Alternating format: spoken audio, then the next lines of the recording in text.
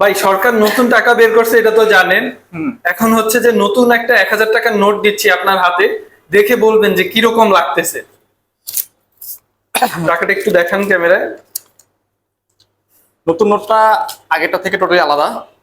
এটা অনেক পাতলা, আর দুইটার কম্পেয়ার করলে আগেরটাই বেস্ট ছিল।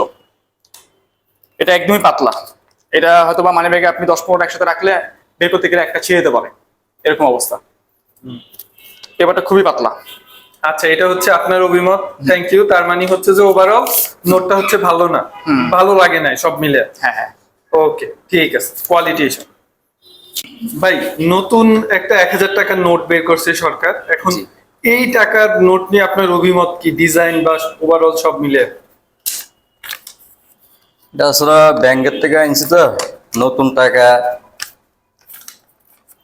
টাকাটা অনেকের হাতে যায় না, ঠিক আছে, কিন্তু আগের দিয়ে আমার তো ভালো লাগছে, কিন্তু ভালো এটা লাগছে? অনেকের হাতে পাইছে না। আপনার কাছে ডিজাইন ভালো লাগছে, সবকিছু ভালো লাগছে? কিন্তু আমার থেকে আগের দেওয়া ভালো লাগছে, এটাও ঠিক আছে।